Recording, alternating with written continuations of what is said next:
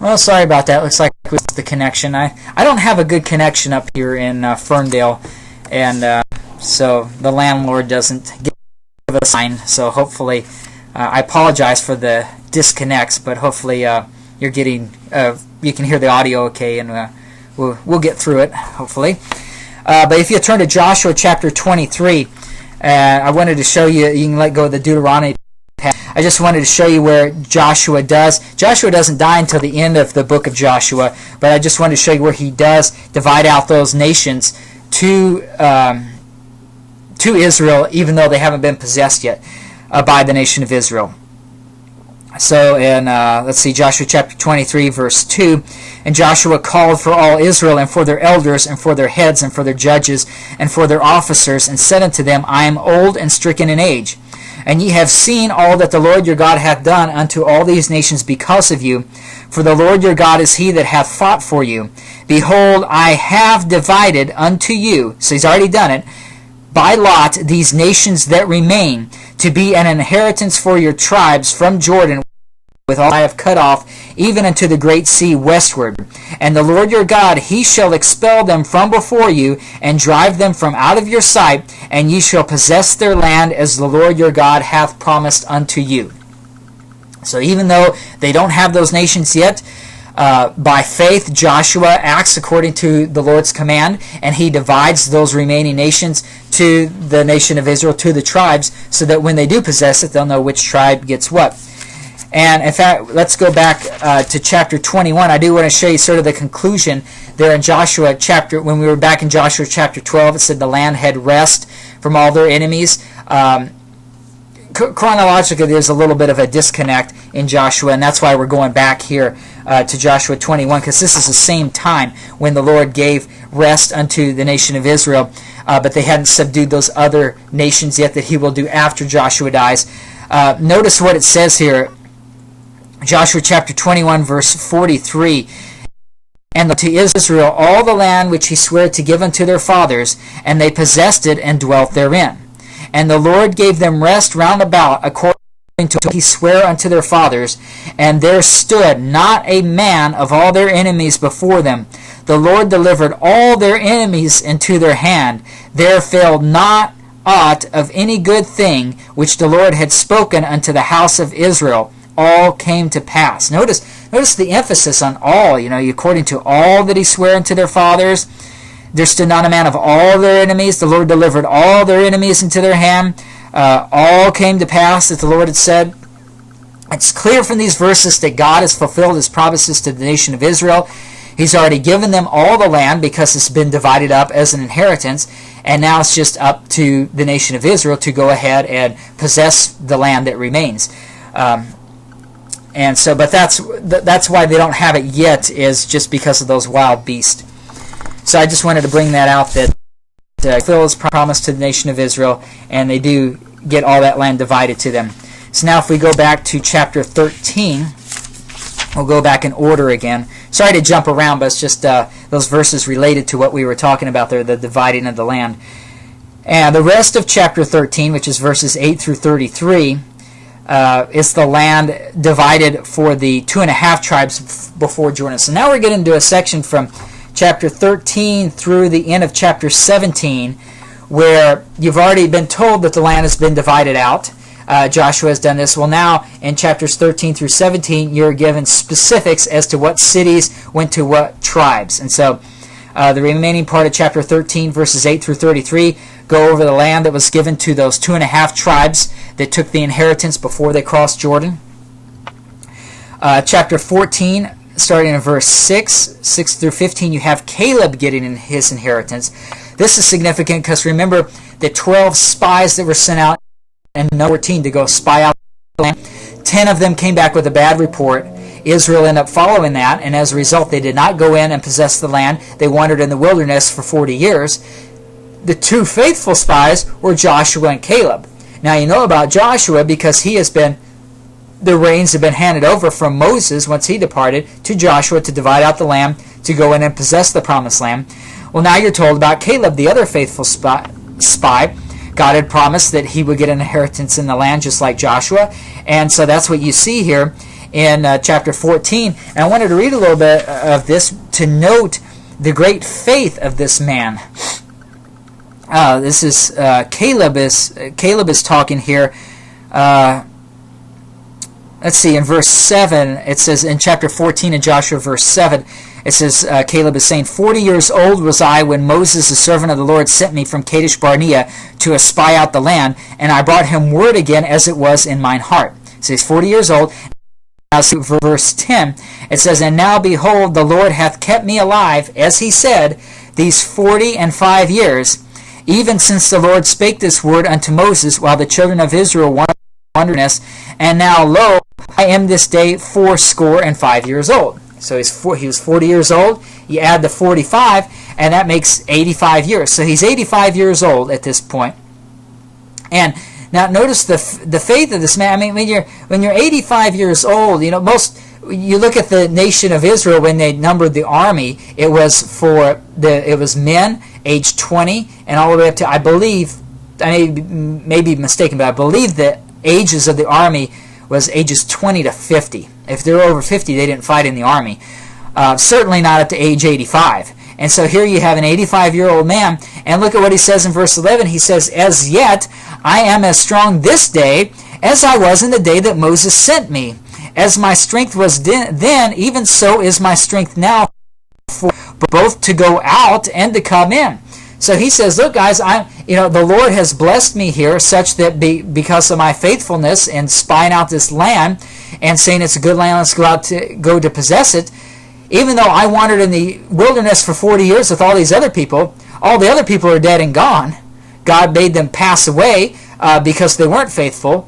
Well, God does just the opposite for Caleb. God preserves him such that he's as strong at age 85 as he was at age 40. And if you're not convinced of that, look at verse 12. He says, now therefore give me this mountain whereof the Lord spake in that day. For thou heardest in that day how the Anakims were there, and that the cities were great and fenced. If so be the Lord will be with me, then I shall be able to drive them out, as the Lord said. So the guy is 85 years old, and you would think, when you're at that age, most people are thinking about retirement. God's given him this land. It seems like the perfect situation where God can come to Joshua and says, look, God's promised me some land. Give me some nice green pastures and some cattle and some servants and everything, and I'll just relax, and I'll be in my little retirement home here and enjoy the rest of my life here. But he doesn't do that. He says, I'm as strong as I was back then. The Lord has prospered me. So I see this mountain over here. The Anakims are over there, and this is God's land. God promised this to Israel. The Anakims shouldn't be over there. Let me go over there. I know I'm 85, but I'll go over there and I'll take them. And if you hold your place and we go over to the next chapter over there, that's exactly what Caleb does. Chapter 15, verse 13, it says, and unto Caleb the son of Jephunneh he gave a part among the children of Judah, according to the commandment of the Lord to Joshua, even the city of Arba, the father of Anak, which city is Hebron. And Caleb drove thence the 3 sons of Anak, Ahiman, and Talmai, the children of Anak. And so you have right there, Caleb says, give me this land. The Anakims are there. They shouldn't be there. And Caleb ends up going in, and he destroys the 3, 85-year-old guy. And he comes up against 3 men. The Anakims were probably giants. They were big guys, certainly younger than 85. And Caleb takes him. And it's not because, it's just because the Lord preserved him. While the rest of Israel was wasting away in that 40 years in the wilderness, the Lord prospered Caleb. He didn't waste away, and he's just as good of a fighter as he was at age 40, and he goes out and defeats the Anakims there, and that's how he gets his inheritance. So not only does he get an inheritance in the land, but he helps out the cause. The Lord is with him, as he said in chapter 14, verse 12, and the Lord helped him. Actually, the Lord was the one who drove him out for him. And I also wanted to make note of, here you have all the land that's out. In chapter 14, verse 10, that Caleb says 45 years since he was sent out. It's been 45 years since he was sent out to spy out the land. Israel wandered it was in the wilderness for 40 years. They probably wandered in the wilderness for 38 of those years. The first 2 years being up to Numbers chapter 14, where they sent out the spies. And the reason I say that is the 38 years matches other records in the Bible, such as John chapter 5, the man who is laying at the pool to try to be healed. He was there paralyzed for 38 years, symbol of the nation of Israel being in the wilderness. They were in the wilderness, so they were in the wilderness 40 years. They probably only wandered 38 years. So the reason I bring that up is probably 38 years from the time of Numbers 14 to the time they go into the land. Here in chapter 14, verse 10, you have Caleb saying it's been 45 years since he was a spy. So really you have about 7 years there. About 7 years between the time that Israel goes into the land and they've already possessed all these nations. The 31 kings that were destroyed, the kings on the other side of Jordan. And so just they've taken over a great majority of the land, the promised land, in 7 years at the most, maybe 5 to 7 years. And that's just another proof that God is the one doing this. It would have been a long, if Israel was doing it in their own might, there would have been all these casualties. It would have been a lot more drawn out. But it really shows God is with them. God is giving them the land, and He's doing it quickly. It's interesting about God is that it seems like you're thinking, God, well, why aren't you? The world is in such bad shape. Why doesn't the rapture come? Or why did you wait 400 years after the book of Malachi before you even sent your son? And why you made the promise back there in Isaiah chapter 7, maybe about 600 years before. And God seems to be everything is in God's timing. And when God has a purpose and a plan to carry out, and it comes to the point where He says it's time, He acts fast. And that's what He does with Israel, giving them the land in 7 years or less. So there you have chapter 14 was the inheritance given to Caleb. Chapter 15 is Judah's inheritance in the land, the tribe of Judah. And we really won't go through all these. A whole bunch of names. I've already read off enough names as it is. And this is supposed to be an overview. So we'll look at the very last verse there. Joshua chapter 15, verse 63. As for the Jebusites, the inhabitants of Jerusalem, the children of Judah could not drive them out, but the Jebusites dwell with the children of Judah at Jerusalem unto this day.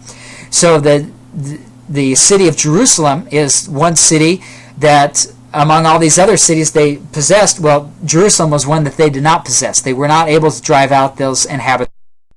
That would have to be done in a later time. And I kind of think, and this is just my thinking, is that the reason it didn't happen is because the city of Jerusalem, as you probably know, was where God would eventually have Solomon set up his temple, and that God would dwell there in Jerusalem. And if Judah was to inhabit Jerusalem at this time, perhaps it would be built up too much by the time you get David in there and Solomon, and so it wouldn't, it would be built up, and they'd have to tear down some things to build the temple. That's just my guess out there. Food for thought. So anyway, chapter 15 covers Judah's inheritance in the land. Chapter 16 is Ephraim's inheritance in the land.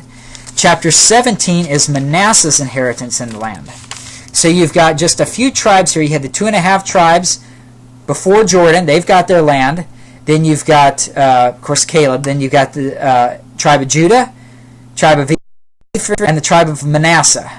They're given the land. And so now, that's not 12 tribes. I know not everybody's real good at math, but most people probably figure out that doesn't add up to 12 tribes. So there's still 7 tribes left, and that's what we see. Chapter 18, starting in verse 1, it says, the whole congregation of the children of Israel assembled together at Shiloh and set up the tabernacle of the congregation there, and the land was subdued before them. So you have the tabernacle, there's an altar God had Israel set up on the mountain Mount Ebal, where He had the law set up. He had an altar there where they could sacrifice. We went over that last week. That's where the altar was set up before the Lord. Well, now they actually have the tabernacle set up in Shiloh, And then you might say, well, I thought they set it up in Jerusalem. Well, they do eventually. It's just this is the portable tabernacle, the one that was built and carried around in the wilderness. For the permanent, well, it wasn't permanent, but the actual building of a temple was done by Solomon in Jerusalem. But right now they're still in that temporary stage with all the curtains and everything, and they're moving. The tribe of Levi moves that temple. So it's actually set up now for the first time in the Promised Land here, and it's set up in Shiloh. That's important to know that's because God said that he would dwell there. He says there's only one place that I'm going to dwell in the midst of Israel, and I'm going to dwell in the temple, in the tabernacle. And so at this time here, Joshua chapter 18, Shiloh is the place where God is set up to dwell. Now, in verse 2, you have, and there remained among the children of Israel 7 tribes which had not yet received their inheritance. So they conquered all this land, and they divided up the land, but there's 7 tribes left. So then Joshua said, in verse 3, Joshua said unto the children of Israel, how long are you slack to go to possess the land which the Lord God of your fathers hath given you? What's the deal? God's given you all this land. Go. What are you worried about? So he ends up in verse 4. He says, give out from among you 3 men for each tribe, and I will send them, and they shall rise and go through the land and describe it according to the inheritance of them, and they shall come again unto me. So you have the nation here of Israel is going to finally, the 7 tribes remaining is finally going to take the land that God has already given them, and they're going to divide it out among the tribes. Note that he does so by lot. So in other words, he had these guys go out, and then they go through the land, and then they actually write it all in a book. Verse 9, chapter 18, verse 9 says, and the men went and passed through the land and described it by cities into 7 parts in a book, and came again to Joshua to the host at Shiloh. Just a side point, a lot of people think that back in the Old Testament they didn't have pens, and they had to use natural grass or whatever to write with and dip the ink in there and with these big scrolls and roll them out. Well, they actually had books there. You have a 7-part or 7-chapter book here. Chapter 18 verse 9 tells you that 7 parts in a book. So it's just a side note, and that has to do with the Bible inspiration and preservation issue. The book of the law, God said write it in a book, and Moses wrote Genesis through Deuteronomy, and then the book of Joshua was written by Joshua, and he said write it in the book of the law. So it wasn't just some rolls, although they did have those, but there was an actual book, and that book was put in the Ark of the Covenant. A book was going to be copied and made by the king when they actually reject God as king, and they have their kings, but that's getting way in the future. The point is that they did actually have books back then. So then in verse 10 you see it says, and Joshua cast lots for them in Shiloh before the Lord, and there Joshua divided the land unto the children of Israel according to their divisions, and the lot of the tribe of the children of Israel according to their families. And then it goes on and tells you that, but basically it's showing you that Joshua cast lots. So these spies, not spies, but these men of these 7 tribes, they go out, they figure out what the land is, they divide it fairly into 7 plots of land, they put it into this book, and then now Joshua casts lots to determine who gets what. The point I wanted to make here is that casting lots almost sounds like, well, that's kind of an arbitrary way of doing things, but it's actually the way that God had prescribed. There in chapter 18, verse 10 says, Joshua cast lots for them in Shiloh before the Lord. And it was really the Lord who guided that and determined who got what chunk of land. If you hold your place there, we'll go back to the book of Numbers. That really bears out the point. Numbers chapter 27, where toward the end of Moses' life, God had spoken to Moses face to face. God says he's not going to do that with Joshua. He's going to use it. And it's the lot that he uses, or what's called the Urim and the Thummim. So if we go back to Numbers chapter 27, and that, let's see, let's look at verse 15. Numbers chapter 27, verse 15. And Moses spake unto the Lord, saying, let the Lord, the God of the spirits of all flesh, set a man over the congregation. So down in verse 18, said the Lord said unto Moses, take thee Joshua the son of Nun, a man in whom is the Spirit, and lay thine hand upon him. So he's the chosen man of God to replace Moses. Now look at verse 21. Numbers chapter 27, verse 21. And he shall stand before Eleazar the priest, who shall ask counsel for him after the judgment of Urim before the Lord. At his word shall they go out, and at his word they shall come in, both he and all the children of Israel with him, even all the congregation. So you had God spoke face to face with Moses, but God says, I'm not going to do that with your successor. Rather, I'm going to through the Urim and the Thummim. The Urim and the Thummim were two stones that were in the ephod, or the breastplate on the ephod of the priest. And so and remember, the priest is the one who goes before the Lord. So you have Joshua going up to the priest. He's got the Urim and the Thummim, and God guides it. I don't know exactly how it was done, but basically God guided the priest and Joshua here in the casting of lots to decide, in this case in Joshua chapter 18, who would get what land. And the reason you can let go of the passage in Numbers. The reason I bring this up is that the apostles do the same thing in Acts chapter 1. Let's go over there. And because the Acts passage, quite frankly, is read more often because it is in the New Testament. And it's attacked, really, because people will say you had really 12 apostles, and Judas Iscariot betrayed Jesus, so then he hung himself. Now they're down to 11. Well, God that Israel, he promised to the 12 apostles that you will sit on 12 thrones judging the 12 tribes of Israel. Well, if there are only 11 of them, now they need a 12th. And so that's what they do in Acts chapter 1. We won't go through the whole story, but Matthias ends up being as the 12th. And so if you look at Acts chapter 1, let's go down. I'll just get verse 23, Acts chapter 1, verse 23. And they appointed two, Joseph called Barsabas, who was surnamed Justus, and Matthias. And they prayed and said, Thou, Lord, which knowest the hearts of all men, show whether of these two thou hast chosen. So they're clearly asking for God, choose one of these two. We got it down to two, choose one of them. Verse 25, that he may take part of this ministry and apostleship, from which Judas by transgression fell, that he might go to his own place. And they gave forth their lots. And the lot fell upon Matthias, and he was numbered with the 11 apostles. So the way the 12th apostle was chosen was by the casting forth of lots. And the argument goes, the people who don't understand right division and the body of Christ beginning in Acts chapter 9, they'll say things like, well, they weren't supposed to cast lots, and that's sort of like gambling. You're throwing dice to see what happens, and so God didn't really choose that person, and the 12th apostle is really Paul, and God has to step in Acts chapter 9 and choose him.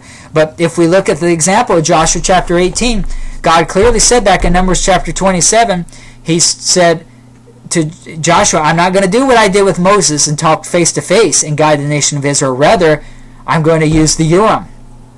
And that's the casting of lots. And that's what God does here to Joshua. He casts lots before the Lord again. It's all before the Lord, and the land is divided. So the same thing happens here in the book of Acts, chapter 1, where they give forth their lots. The lot fell, and it was all before the Lord. The Lord was the one. So the point is here, the Lord is the one who chose the 12th Matthias. It was not Paul. Paul, as book of Romans says, is the apostle of the Gentiles. He's not going to sit on a throne judging the 12 tribes of Israel, because he's not over Israel. He's under a different program, saved in the dispensation of the gospel of grace that was given to him. So we'll go back to Joshua, but I wanted to make that point because while we're here in Joshua and seeing that God ordained this system of casting lots, so that when the apostles did it in Acts chapter 1, it wasn't them gambling and throwing dice. It wasn't them saying, well, one is good as the other, let's flip a coin and figure out which one. It was really God who chose that 12th apostle, just like God is choosing what land each of these 7 remaining tribes get by the casting of lots. So we won't go through the details here in Joshua chapter 18, but Benjamin's land is first there in the rest of chapter 18. Then chapter 19 you have Simeon, Zebulun, Issachar, and Asher. Those tribes are given their land, as well as Naphtali and Dan. So all the tribes get their land. And finally, at the very end, remember the 2 spies, Joshua and Caleb, they're going to get their own inheritance in the land. Caleb already got his. So So Joshua takes his when you get to verse 49. Joshua chapter 19, verse 49. When they had made an end of dividing the land for inheritance by their coast, the children of Israel gave an inheritance to Joshua the son of Nun among them. According to the word of the Lord, they gave him the city which he asked, even Timnath-Serah and Mount Ephraim, and he built the city and dwelt therein. So all the land has been divided out among the 12 tribes. Joshua's got his land and Caleb's got his land. So now we get to chapter 20, and this is chapter 20 is all about the 6 cities of refuge. These were cities that there are 3 on one side of Jordan where the 2.5 tribes are, and there are 3 on the other side after they cross Jordan. 3 on each one. And verse 4, it really tells you, or let's say verse 3, this really tells you what the purpose is of these cities of refuge.